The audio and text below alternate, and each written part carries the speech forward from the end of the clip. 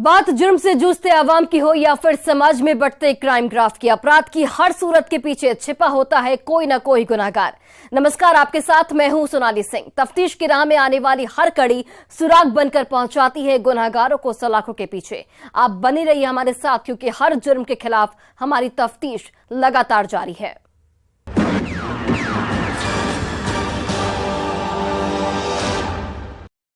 वो झारखंड के दुमका जिले में रहकर देश की करेंसी के साथ जालसाजी कर रहे थे। बिहार के जाली नोटों के कारोबारी से फेक करेंसी लेकर झारखंड और बंगाल में खपाने का काम करते थे। इसी दरमियान करेंसी को लेकर आपस में किचकिच हुई और जाली नोटों के एजेंट ने जालसाजी कर दिया। फेक करेंसी तो उसने दिया, लेकिन वो सादा कागज था जो रद्दी के भाव भी नहीं चलता। उसके बाद किडनैपिंग का खेल हुआ, जिसे पुलिस ने चुटकी में फेल कर दिया। और जब खुलासा हुआ तो जाली नोटों के कारोबार से जुड़े 5 आरोपियों को जेल की सलाखों के पीछे पहुंचा दिया गया। क्या है फेक करेंसी का डबल गेम, इस रिपोर्ट के जरिए आप देखिए। किडनैपिंग का खेल चुटकी में फेल।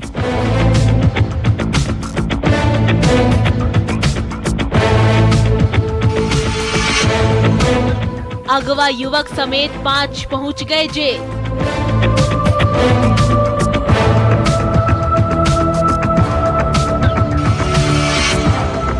जाली नोट के चक्कर में हुआ था खेल।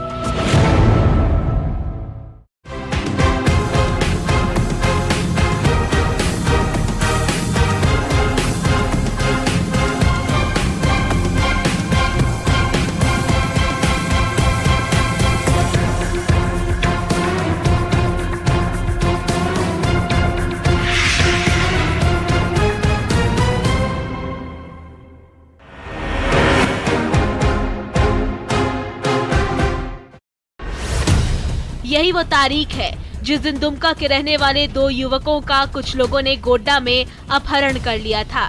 जिन 2 लोगों का अपहरण हुआ था, वो दोनों युवक पुलिस की कस्टडी में दिख रहे हैं। हाथों में हथकड़ी और चेहरे पर नकाब लिए दुमका पुलिस की कस्टडी में दिख रहे इन 5 आरोपियों में 2 युवक ऐसे हैं जिन्हें किडनैप किया गया था,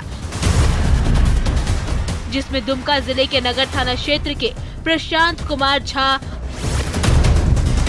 और मुफस्सिल थाना क्षेत्र के हरना कुंडी निवासी विकास कुमार शामिल हैं।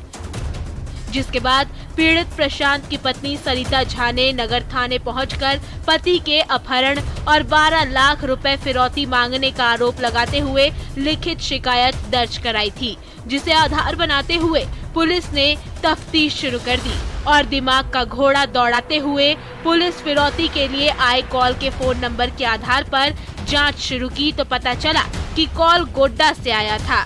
उसके बाद पुलिस की एक टीम गोड्डा पहुंची और पथरगामा थाना क्षेत्र से दोनों अगवा युवकों को अपहरणकर्ताओं के चंगुल से रिहा कर ली। उसके बाद जब पुलिस ने दोनों से किडनैपिंग के पीछे की कहानी जानने की कोशिश की तो हैरान करने वाला सच सामने आया। वो सच था जाली नोटों का कारोबार। फेक करेंसी के धंधे की वजह से दोनों का अपहरण हुआ था। अब आप सोच रहे होंगे कि जिन 2 युवकों का अपहरण हुआ था, पुलिस उन्हें क्यों गिरफ्तार की है, तो उसके पीछे की भी कहानी हम आपको बताएंगे, जिसका कनेक्शन पड़ोसी राज्य बिहार से भी है। लेकिन उससे पहले पुलिस ने खुलासे पर जो कुछ कहा है उसे सुन लीजिए और समझ लीजिए। जिनका जो है किडनैपिंग हुआ था, जो रॉन्गफुल कन्फाइनमेंट हुआ था, उनके द्वारा भी जो बयान दिया गया, जिसके तहत जो है कि कार्रवाई और की गई, जिससे पता चला कि ये सभी व्यक्ति जाली नोटों के कारोबार में संलिप्त थे और ये बाहर से जाली नोट लाते थे और यहाँ पर वो सर्कुलेट करते थे। और इसमें कुछ ये बरामद भी की गई है एविडेंस, जिसके तहत इनको अपहृत ये किडनैपिंग एवं जाली नोट का कारोबार करने में आगे फॉरवर्ड किया। सुन लिया आपने, अगवा प्रशांत कुमार झा और विकास कुमार की निशानदेही और कबूलनामे के बाद पुलिस ने गोड्डा से 3 अन्य युवकों को गिरफ्तार किया। उसमें गोड्डा जिले के पथरगामा थाना क्षेत्र के निवासी रामकृष्ण सिंह, रौजन खुर्द गांव निवासी रितेश कुमार उर्फ भोला मंडल, और फसिया गांव का रहने वाला मोहम्मद अंसार शामिल है। इससे पहले पुलिस ने अपहृत प्रशांत कुमार झा और विकास कुमार को रिहा कराने के बाद गिरफ्तार किया था। जब पुलिस ने सभी की तलाशी ली तो 500 रुपए की 3 फेक करेंसी और 200 रुपए का एक जाली नोट मिला। साथ ही 5 आरोपियों के मोबाइल फोन को भी पुलिस ने जब्त किया है। जब पुलिस ने सभी से पूछताछ शुरू की तो पता चला कि प्रशांत पहले भी जाली नोट के कारोबार में जेल की हवा खा चुका है। विकास प्रशांत का दोस्त है। दोनों बिहार के जमुई के रहने वाले किसी व्यक्ति के साथ मिलकर जाली नोटों का कारोबार करते थे। बिहार से जाली नोट लाकर झारखंड और बंगाल में खपाने का काम करते थे, लेकिन प्रशांत के पास पैसा नहीं था। इसलिए प्रशांत और विकास ने गोड्डा के रहने वाले 3 युवकों को अपने इस धंधे में शामिल किया और जमुई वाले एजेंट से संपर्क कर 33 लाख जाली नोट देने की डील डन की, जिसके एवज में करीब 12 लाख असली रुपए देने थे, जिसमें गिरफ्तार एक धंधेबाज ने 4,80,000 और दूसरे ने 6,20,000 जाली नोटों के लिए विकास और प्रशांत के जरिए जमुई के एजेंट को दिया, जिसके बाद जमुई के व्यक्ति ने 33 लाख रुपए का जाली नोट दिया, लेकिन वो उस्ताद निकला। उसने जाली में भी जालसाजी कर दी और 33 लाख के जाली नोट के बंडल में नीचे पूरा सादा कागज रखकर तीनों को डिलीवर कर दिया। जब तीनों ने बैग खोलकर पूरी फेक करेंसी चेक की तो होश फाख्ता हो गए, क्योंकि उसमें नीचे सादा कागज रखा हुआ था। उसके बाद रामकृष्ण सिंह, रितेश कुमार उर्फ भोला मंडल और मोहम्मद अंसार ने प्रशांत कुमार झा और उसके दोस्त विकास को गोड्डा बुलाया और अगवा कर लिया और 12 लाख रुपए की फिरौती की मांग की, जिसे पुलिस ने चुटकी में फेल कर दिया और जाली नोटों के कारोबार में शामिल सभी 5 को गिरफ्तार कर जेल की सेल में पहुंचा दिया। पूर्व में भी ये व्यक्ति जेल जा चुका है इसी तरह के कांड में, और इनका आपराधिक इतिहास भी था और इनके द्वारा स्वीकार भी किया गया है और कुछ एविडेंस भी हम लोग को इनके खिलाफ मिला। सभी जैसे बताया कि इंटर डिस्ट्रिक्ट गैंग था, जिसके अंतर्गत बाहर जो है कि दूसरे राज्य से भी जाली नोट यहाँ पर खपत किया जाता था और ये व्यक्ति भी उसी जो है कि गैंग में सम्मिलित था और ये एक तरह से ट्रांसपोर्टिंग और जो भी जाली नोट खरीदने का काम ये करता था, जिसमें कि बंगाल, बिहार इस क्षेत्र में भी वो आया जाया करता। अब सवाल ये है कि बिहार में वो कौन है जो जाली नोटों का कारोबार करता है।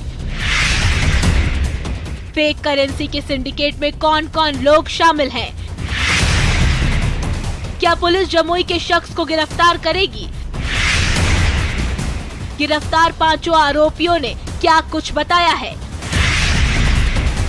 बिहार, झारखंड और बंगाल तक जाल फैलाने में कौन कौन शामिल है? क्या पुलिस जाली नोटों के सिंडिकेट को जड़ से खत्म कर पाएगी?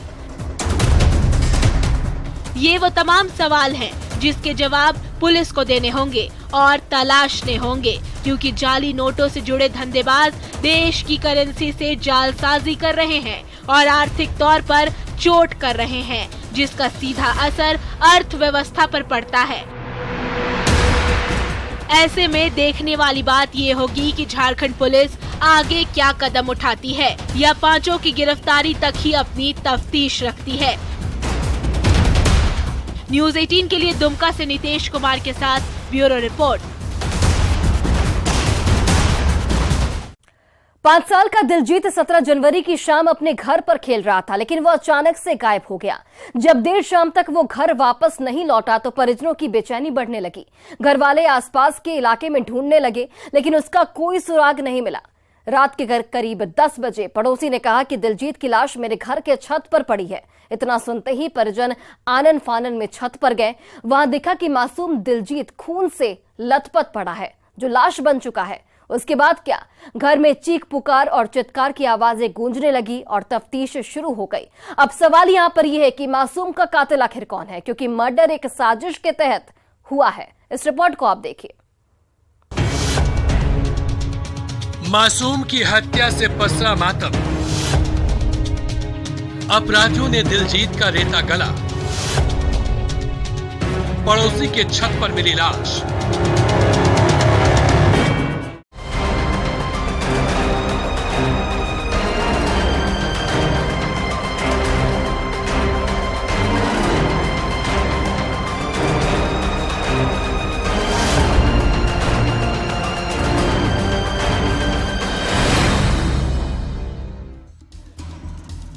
घर के बरामदे में खून से लथपथ मौत की चादर ओढ़े सोया मासूम, रोते बिलखते परिजन और उस खौफनाक मंजर को खौफ भरी खामोश निगाहों से देखती भीड़ की ये तस्वीरें बेगूसराय जिले से सामने आई है, जहां 5 साल के मासूम की गला रेत कर शैतानों ने निर्मम तरीके से हत्या कर दी है, जिसके बाद से परिवार में चीख पुकार और चित्कार की आवाजें गूंज रहे हैं। इलाके में सनसनी फैला हुआ है और पुलिस मौके पर पहुंचकर मामले की तफ्तीश कर रही है। जिस 5 साल के बच्चे की हत्या हुई उसका नाम दिलजीत कुमार है। बताया जाता है कि दिलजीत की लाश पड़ोसी के छत से बरामद हुई है, जिससे आशंका ये जताई जा रही है कि कहीं पड़ोसी ने ही हत्या की पटकथा लिखी होगी, जो कई सवाल भी खड़े कर रहा है। सवाल ये है कि क्या मासूम की हत्या पड़ोसी ने की है? क्या पड़ोसी और मृतक के परिवार के बीच कोई दुश्मनी थी? अगर नहीं तो दिलजीत की लाश पड़ोसी के छत पर कैसे पहुंची? दिलजीत का कातिल कौन है?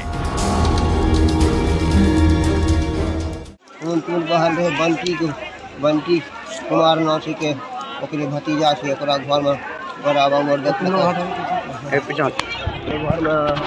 ओकरे घर में मिलना। क्या नाम था बच्चा का? बच्चा का शिवम कुमार। कितना साल का था? 5 साल का।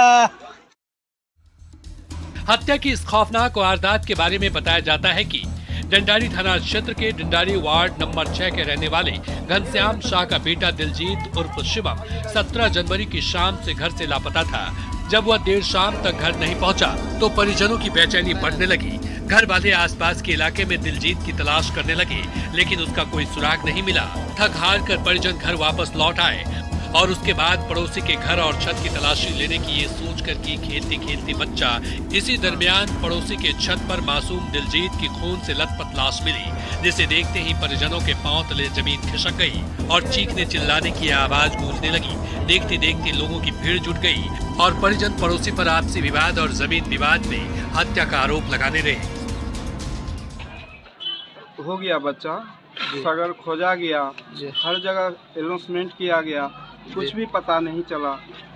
उसके बाद हम रात में आए यहाँ पे इनके घर पर, वीडियो बनाए और न्यूज़ में देने के लिए कैसे हुआ सब कुछ बताए। सगर खोजा गया, नहीं मिला। जब मैं 10-11 बजे रात को घर चला गया तो उनको बोल के गया था कि छतर पर चेक किए आप? वो बोले कि हाँ चेक चाक हो गए, कहूँ नहीं छा बेटा हमर नहीं पता है कोई चोरा है। तब जाके हम बोले अच्छा ठीक है, हम अपना फेसबुक पर डाले, हर जगह डाले, पता नहीं चला। सुबह हम उठे तो पता चला कि राम लगन के शाह के घर के ऊपर घेटी कटा हुआ बच्चा का मिला। शव मिलने के बाद जब पुलिस मौके पर पहुंची तो परिजनों से पूछताछ की। पूछताछ में पता चला कि जिस पड़ोसी के छत पर मासूम की लाश मिली है उससे कोई दुश्मनी नहीं थी, दूसरे पड़ोसी से थी और उसी ने हत्या के बाद शव को दूसरे पड़ोसी के छत पर रख दिया था ताकि वो पुलिस को गुमराह कर सके। घर में लाश मिला था। हाँ। उससे हमको कोई विवाद नहीं था। रहा कि शाम में 5 बजे बच्चा नहीं पता हुआ, सुबह में रात में खोजे पूरा नहीं मिला। रात में खोते खोते थक गए, रात भर फिर रोए हुए। सुबह में हमको 5 बजे, सुबह 6:30 बजे के बीच में हमको बच्चा एक दूसरे छत पर फेंका था। वो छत वाले ने बोला था कि हमारे घर में हमारे छत पर बच्चा को मार कर रखा। हम बेटा बेटा चिल्लाते गए, हमने भतीजा हम उठा के तब में था। लेकिन ऐसा नहीं हुआ। पुलिस तफ्तीश करते हुए और हत्या के पीछे की एक एक कड़ी जोड़ते हुए आरोपी बंटी तक पहुंच गई और उसे दबोच ली। साथ ही साथ पुलिस ने एक अन्य आरोपी को भी हिरासत में ले ली है, जिसका नाम धनंजय है। पुलिस ने हत्या में इस्तेमाल धारदार हथियार को भी जब्त कर लिया है, जिससे मासूम दिलजीत उर्फ शिवम की हत्या हुई थी। जिसके घर में कत्ल हुआ था, बंटी नाम है। आरो बस उसी को अभी फिलहाल पकड़े हैं। 2 लड़का को पकड़े। हाँ, वहाँ 2 लड़का था। उसके बाद में कोई ज़्यादा बोल रहा था, प्रशासन सुना ज़्यादा इतना जानते हैं तो आप भी चलो अंदर। उसका शायद धनंजय कि क्या नाम है, बगले का है, यादव है, धनंजय। कि अभी गिरफ्तारी भी की गई है और पूछताछ की जा रही है। दृष्टिया जिस व्यक्ति को पुलिस अभी अपने हिरासत में पूछताछ के लिए ली है, उसे और जिस बच्चे की हत्या की गई उसके परिवार के बीच में आपसी विवाद था काफ़ी दिनों से। तो प्रथम दृष्टिया यही लग रहा है विवाद के कारण बच्चे की हत्या की गई है।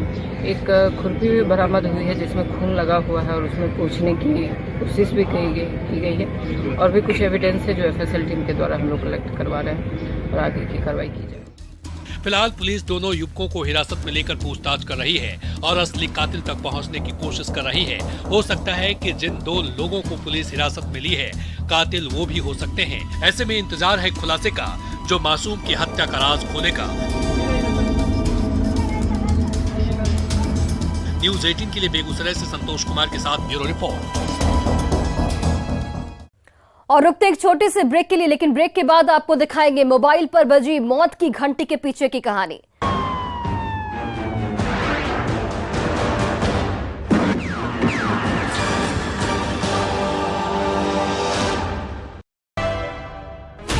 $16 channels, 15 languages, 26 states, 1,200 plus reporters, 67 plus crore viewers. India's largest news network, News 18 Network.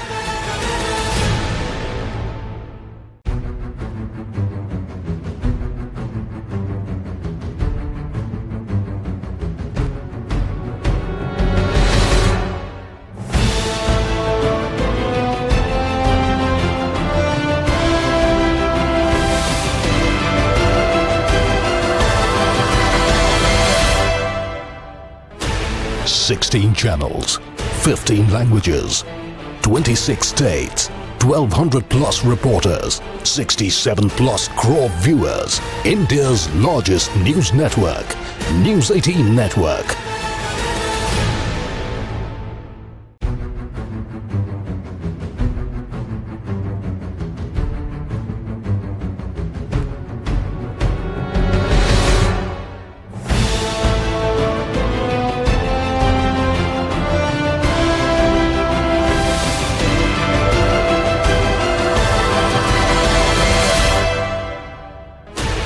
$16 channels, 15 languages, 26 states, 1,200 plus reporters, 67 plus crore viewers. India's largest news network, News 18 Network.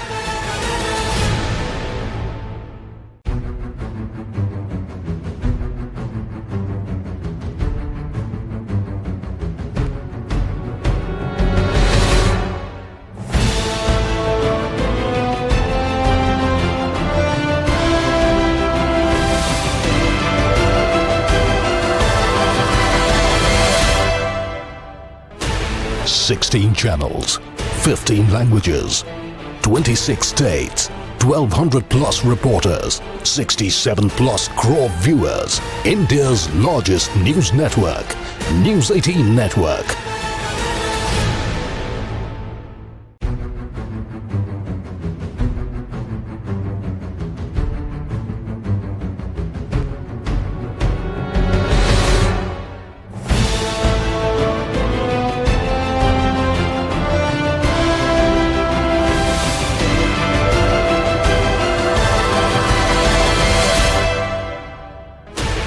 $16 channels, 15 languages, 26 states, 1,200 plus reporters, 67 plus crore viewers. India's largest news network, News 18 Network.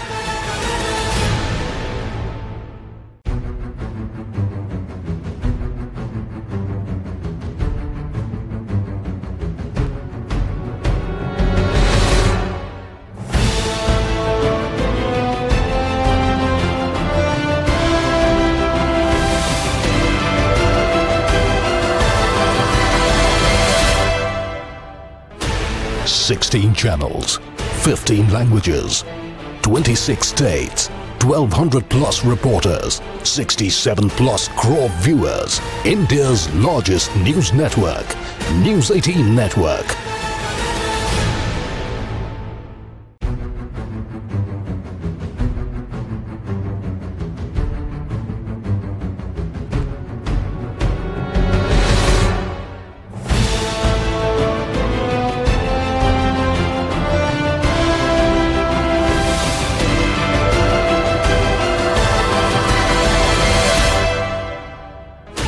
Sixteen channels, 15 languages, 26 states, 1,200 plus reporters, 67 plus crore viewers. India's largest news network, News 18 Network.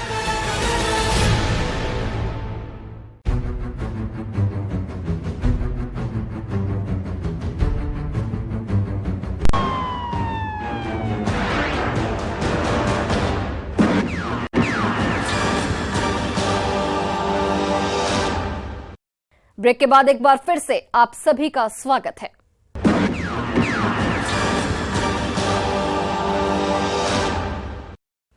दोनों अपने घर पर थे। अचानक mobile की घंटी बजी और दोनों घर से निकल गए, लेकिन लौटकर वापस नहीं आए। मोबाइल पर बजी घंटी मौत की घंटी थी, जिसे दोनों नहीं समझ पाए।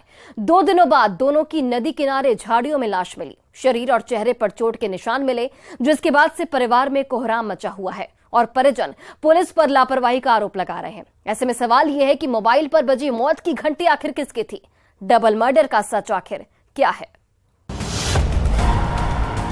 नदी किनारे 2 युवकों की मिली लाश।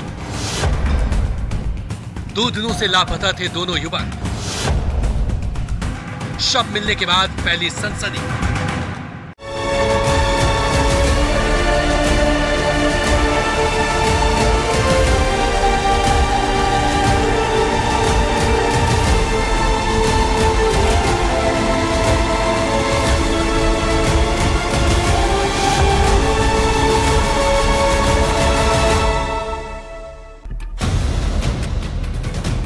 नालंदा जिले के सिलाब थाना इलाके के चंडी गांव के रहने वाले 2 युवक अचानक घर से निकले तो फिर लौटकर वापस नहीं आए।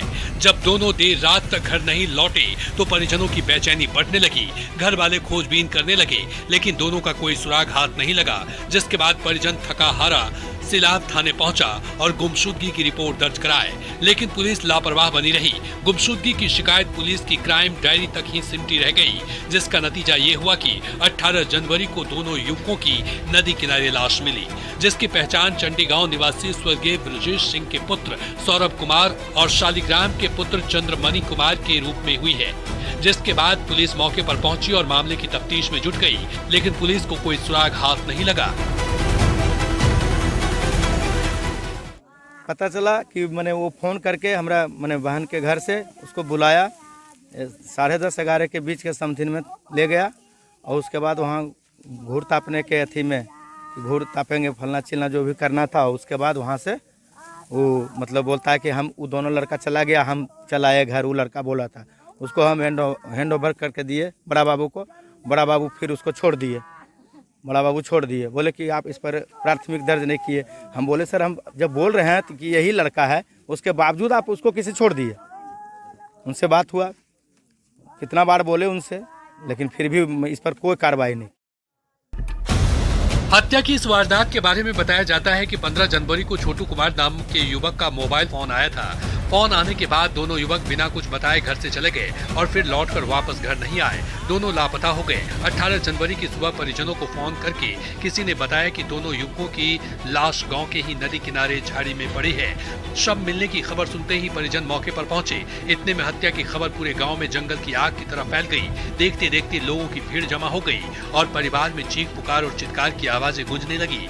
दोनों के शरीर और चेहरे पर चोट के निशान थे, जिसके बाद से परिजन पुलिस पर लापरवाही का आरोप लगा रहे हैं और कह रहे हैं कि छोटू ने ही हत्या की पूरी पटकथा लिखी है। आरोपी को पुलिस को सौंपने के बाद भी पुलिस आरोपी छोटू को बिना पूछताछ किए छोड़ दी।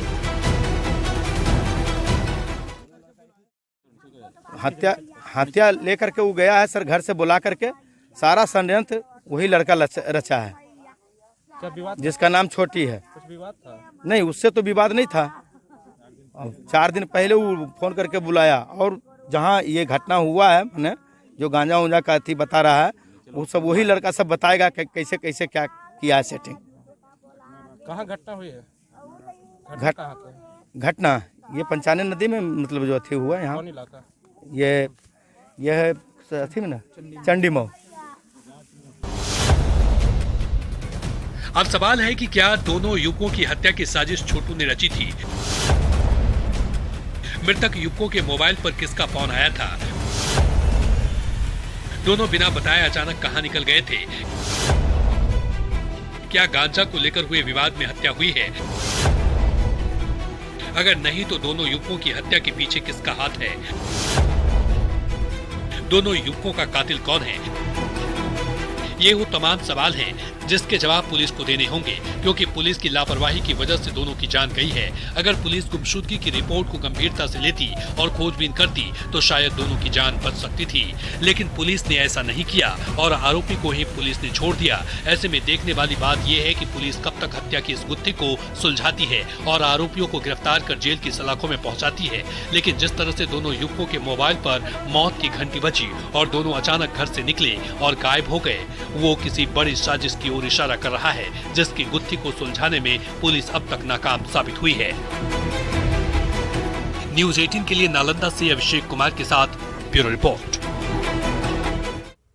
अपराधी चाहे लाख शातिर हो, तफ्तीश की दिशा अगर सही है तो बच नहीं सकता कोई गुनाहगार सलाखों के पीछे जाने से। तो पुलिस चाहे सोई हो, मुजरिम चाहे कोई हो, आप बने रहे हमारे साथ, क्योंकि हर जुर्म के खिलाफ हमारी तफ्तीश लगातार जारी है।